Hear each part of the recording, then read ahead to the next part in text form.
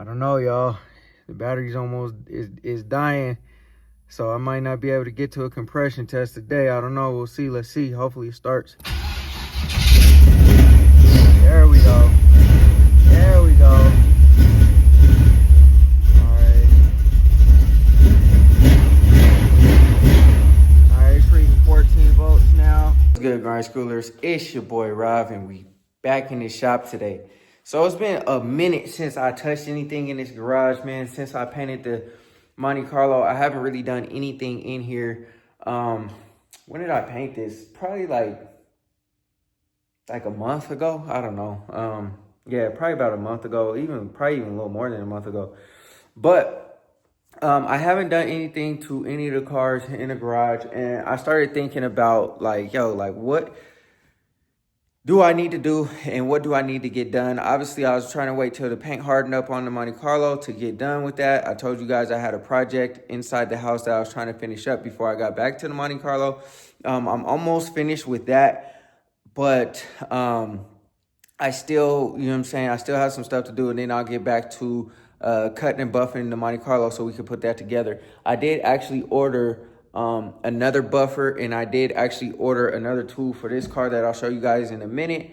But today we are working on the Impala. Now I've had this, the battery on the trickle charger for about a day and a half, maybe.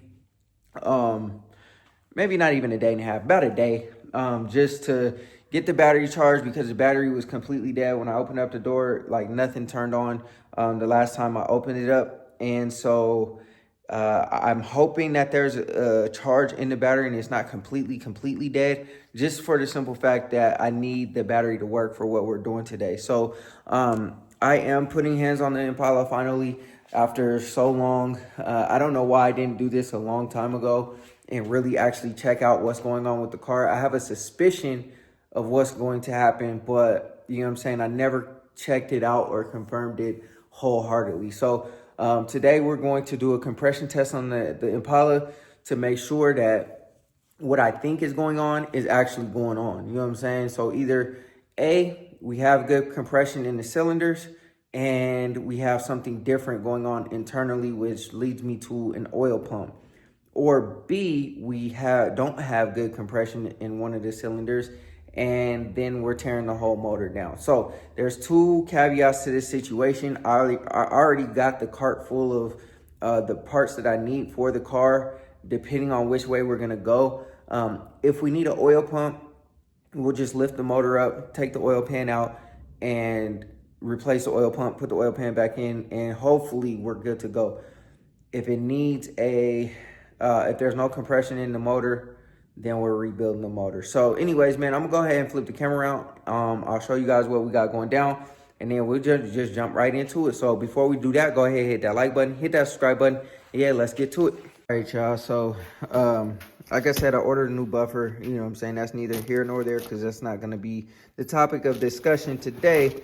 But I did order a compression tester, and I should have done this a long time ago when I first brought the car home after finding out that the oil pressure was super low.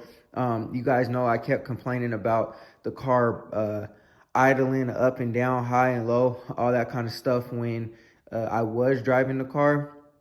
And I thought it was something externally. I thought it was probably the fuel pump. I thought it was the fuel filter. And some of that probably had a play in what was going on a little bit. But you know, when I took it to emissions is when it was really getting bad. So today what we're going to do is we are going to use the compression tester to hook up to the motor to see if there's compression. If I have bad compression in even one cylinder, then 100% I know what's going on. It's going to have to get rebuilt anyway. So I would say let's start from, you know, back to front. Most difficult to the easiest, but realistically, if I pull one of these easy plugs and, you know, we have bad compression, then, you know, I don't even have to go through the rest of them. I'm hoping that that's the case, because it would suck to go through all six or seven cylinders and find out that all of the cylinders have good compression, and then the back passenger or the back driver uh, has bad compression. And I've gone through the whole spectrum, because this LT1, this is not an easy motor to get to the spark plugs. On the passenger side is actually the worst. So we can do it. It's not that big of a deal, but you know, it's not fun. It's not fun. If you've ever worked on the spark plugs on this car, you know that it's not fun. So we are going to start by unhooking some things. So the first things first, I'm going to take the ignition coil plug off of the ignition coil, because obviously I'm not trying to start the motor. And we are going to take the fuel pump relay out of there so that there's no fuel coming to the motor, trying to start it up, flooding the motor out, all that kind of stuff. We're going to take those two out. So spark and fuel, how you start the car, we're eliminating both of those. We're just trying to see if there's compression in the motor, which is what that compression tester does. So like I said, I've had it on the trickle charger. I'll probably stuff the key in there and see if the lights turn on, see if everything is good to go. And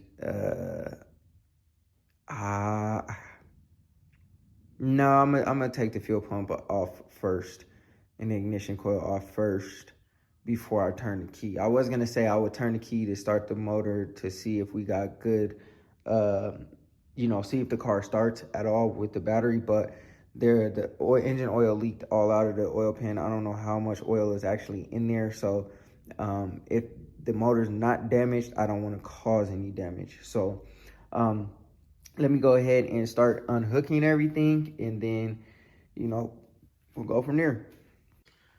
All right, y'all.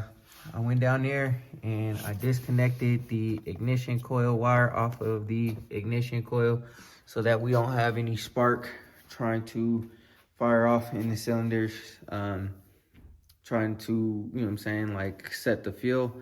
Next, we about to go over there. We're gonna get the fuel pump relay out of there.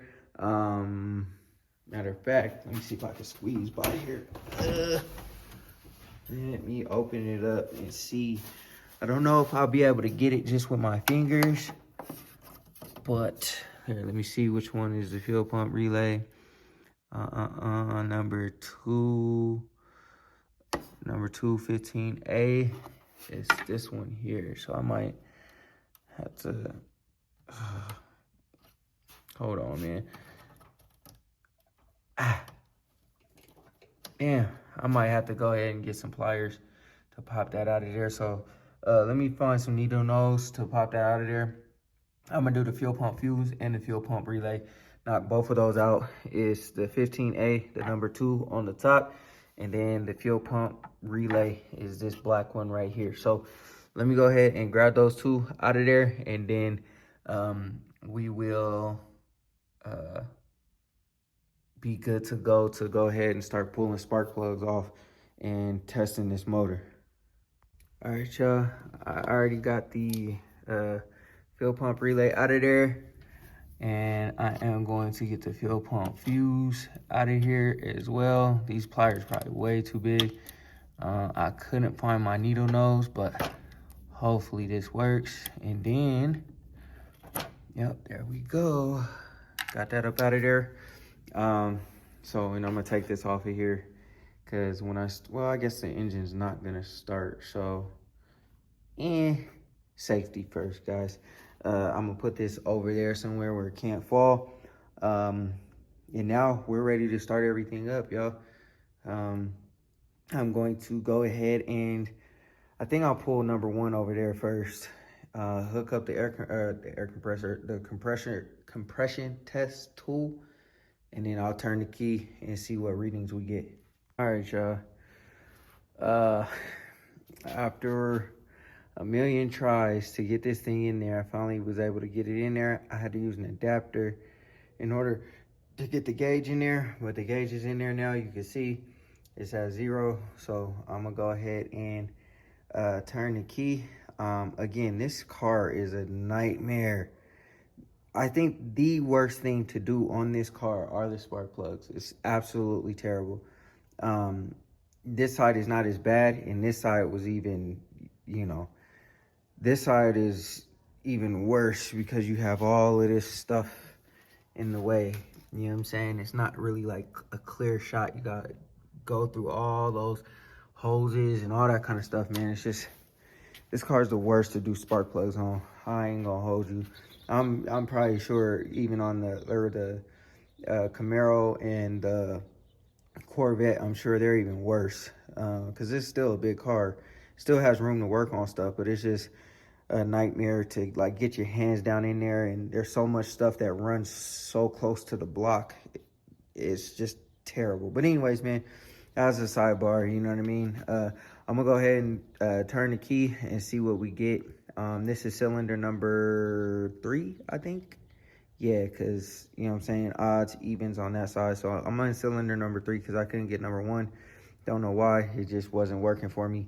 But we'll go from easiest to hardest because, like I said, if I find one cylinder that is low compression, we already know what's up. And it doesn't make sense to go do the hardest ones first, unless, unfortunately, if we go through the whole motor in the the very last one is the one that has the low compression, then we're pretty much screwed. So hopefully I don't have to do all 8 cylinders, but we'll see what happens. All right, y'all. I did all that trickle charge and stuff just to find out that this battery is dead. That was my fear. I was hoping that that wasn't the case, but it looks like it's the case, and it looks like we're gonna have to take this battery out. I got one more battery that might be decent, which is the one that's in the Elko. It's the one I thought was dead, but this one don't hold a charge no more. I'm guessing that one don't hold a charge no more. So we got a treat today. We're gonna go ahead and start the Elko up and see what it do. Again, I can't run it too long because the gas is leaking. So hopefully this thing starts right up and we can, I unplugged the battery after I had like started the car and did everything I needed to do. So hopefully this thing starts right up and I can take the battery out of here and, you know what I'm saying, put it in the Impala. So the odometer should turn on, the Alpine turn on, which is a good sign. It's reading 11.5 volts. So let's see what it do.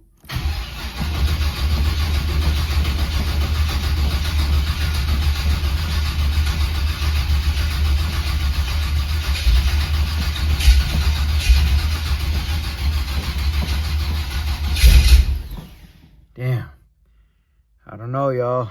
The battery's almost is dying, so I might not be able to get to a compression test today. I don't know. We'll see. Let's see. Hopefully it starts. There we go. There we go. All right. All right, it's reading 14 volts now. Don't die. Don't die. Dang. Come on. No. All right, damn. Well, I guess I only need a little bit of juice just to get the car turned over. I was trying to kind of let the alternator do its thing and charge up this battery for at least a little second, but I'm gonna go ahead and unplug it and put it in the Impala, and we're going to see what happens. I just need a little bit of juice just to turn the starter over, to see if the compression is gonna work. So that's all we need, just a little bit. But if not, I'll have to throw this on the trickle, and yeah, we'll just have to go from there. So let me unhook this and then unhook the other one, and then I'll put this one in the Impala. Y'all, I had to hook the wife's car up to this car. As you guys saw, that this battery is dying. I think I'll leave it on for now to try to let the battery charge up a little bit. I'll put this one back on the trickle because it is working. I'm gonna test another cylinder. As you guys can see, we got good compression out of number 3 cylinder. So we'll move on to our next cylinder and see what happens. I may not be able to finish this today, but I'll get as many as possible because of how difficult it is just to get the compression tester onto the cylinders. I'm gonna try to get at least this side today and then maybe that side tomorrow, but looks like we got pretty good compression. I think it's supposed to be between 120 and 150 or something like that. But we do have compression. If it was low, then I would know. But anyways, let me go ahead and put this spark plug back in there and put this on cylinder number 1, and then we'll go from there. I'm probably gonna leave this car on to charge up this battery a little bit, and then we'll test the next one, and then after that we'll start putting this thing on the trickle. All right, I'm gonna guess that this might be the culprit. This is cylinder number 1. There's oil on the spark plug, which tells me that there could be blow by from the oil, which tells me that the piston rings are allowing oil to get into the cylinder. That's my guess.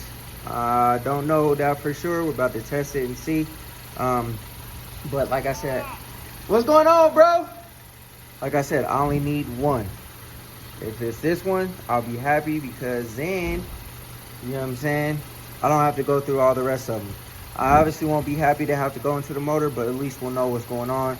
We'll know for sure that the motor is toasted, and we'll have to, you know what I'm saying, do what we gotta do. But I'm gonna go ahead and hook the tester up. I'm gonna try to start the car again, or turn the car over, and then we'll see what happens.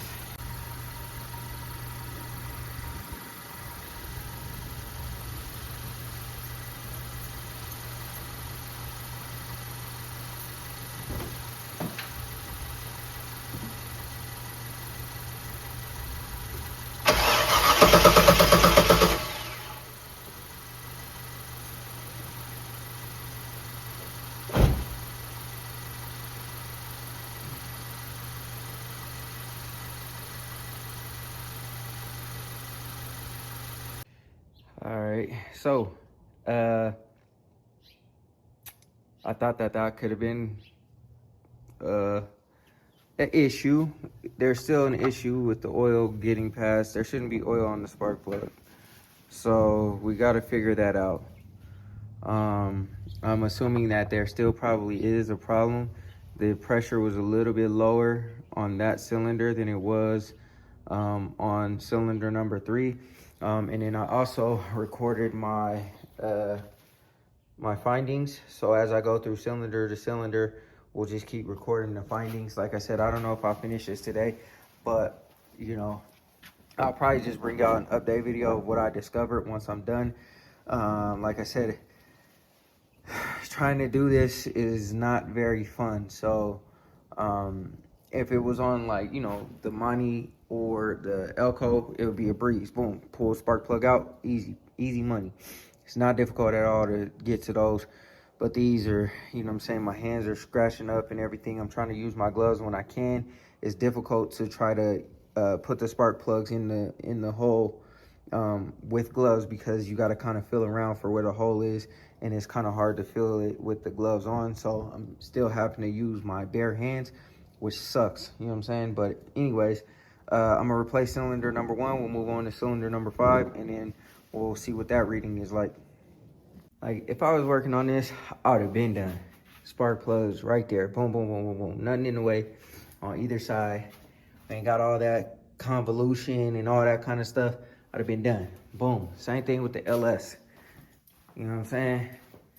Would have been done. Obviously, we can't see because there's nothing in here, but when this is in here, there won't be no wires, nothing to clog up the areas. Just boom, boom, boom, boom. Done. We good to go. Why is it gotta be so hard? All right, grind schoolers, that's gonna be it for this video, man. I hope y'all enjoyed it. We are 100% rebuilding the motor on the Impala. My goal was to try to see what was happening with the motor. I did look up the results, and it looks like the cylinders are having low compression. I guess the compression should be between 155 and 175 or something like that. The minimum should be 130. The highest reading that I got was 130 out of cylinder number 3. And the rest were 125, 120 in between there. And so what that means to me is the cylinders are not building up, you know, they're obvious, the pistons are not building up compression in the cylinder, which means that the The piston rings are most likely worn. The car does have like 180 something thousand miles on it, original. So that the likelihood of that being the case is pretty high. Not only that, but the I was thinking about it, and the fuel pump, I mean, not the fuel pump, the oil pump, I don't think would hinder the ability for the car to accelerate. I feel like that's more of a low compression thing. So with all the factors being what they are, with the car being a dog, I've been complaining about that forever. I never remember the LT1 being that slow. Number two is the car idling up and down, about to die out when I come to a complete stop. Number three, the oil being on the spark plug, which means that somehow, some way, there's oil bypassing in the cylinder, getting onto the spark plug. And just me doing everything outside the motor, and it still does not seem like it's getting better. I think we can 100% conclude that the engine needs a rebuild. So it's not that big of a deal. I will get the parts to rebuild the motor, and this won't be a delayed type of thing. I want the motor out. I want to tear it down, clean it up, do everything I got to do, re-gasket it, do new bearings and new timing chain, because I'm sure the timing chain has some slack in it from it being such a high mileage motor. And I want everything wrapped up, put back together, and back into the car. So I don't know how long that's exactly going to take, but I plan to take the motor out, do everything that I got to do to it, and put it back in the car, start it up. Hopefully everything's good to go, and we can keep it moving. And with that said, hopefully the car will pass emissions at that point. I wanted to do so many different things to the car. As I had stated before, I talked about the sledgehammer thing. I had wanted to do an LS swap, but the cheapest, most effective option is just a complete rebuild and getting the thing put back together. I even thought about putting a cam in there, doing headers and heads and all that kind of stuff. But realistically, I don't necessarily think I want to run with the LT1. I just want to be able to enjoy the car, drive the car, and have fun with the car, and be out for the summer and have fun and have a reliable daily driving car. And realistically, doing an LS swap right now at this particular point in time, with all of this work that I have, it's just too much. It's too much.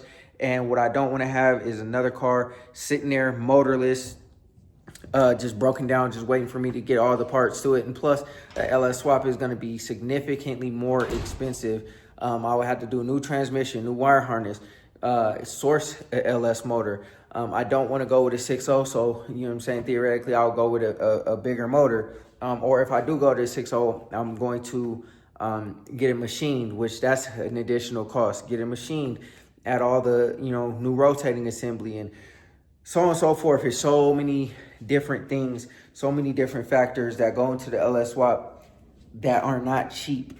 And with me trying to finish up this Monte Carlo and getting the Monte Carlo done, I don't think that that's the direction I want to go. Plus, the motor in the Impala is so clean and it's so nice, and I don't really want to mess it up just yet. We'll redo what we got to do with the motor in the car, and then after we're done with doing that, we'll see how much power it has. If it has sufficient enough power, then we should be good to go. Like, it doesn't even turn the back tires anymore. I can't burn out anymore. And I don't remember, like, I was able to burn out in my Caprice with ease. I was able to turn the tires, slide around corners, do all kind of stuff, and this does not do it. And I think when I first got this car, I was able to do it, but now it's like it don't want to do it. So like I said, I will pull the whole motor out. We're gonna get back on the Monte Carlo. As you guys saw, I did order the buffer. So we're gonna get back on the Monte Carlo. We're gonna buff it out, clean everything up, get everything back to put back onto the Monte Carlo. And then once we do that, we'll do the transmission, rebuild the transmission, get it mated up to the motor, put all of that back into the car. And then at that point, I will probably pull the motor out of the Impala and then start rebuilding that. So stay tuned for that. That won't take too long. So I will finish that first because I want to drive something. The Monte Carlo still has a ways to go, so I'm not super concerned about getting it like done to completion. And I'd rather just knock out the Impala, get that done real quick, and then jump back on the Monte Carlo because there's still so much that has to be done before I can get this one all the way together, and I want to drive something. So anyways, man, I hope y'all enjoyed the video. Go ahead, hit that like button, hit that subscribe button. It's an unfortunate situation that I got to do all that, but at least the Impala will be a lot better. It will be reliable. I'll have the peace of mind to get in the car and drive wherever, and we can get into the car and enjoy the car. Because like I said, come 2026, I'm trying to do some bigger and better things. So anyways, man, like I always say, always remember, work hard so you can live free.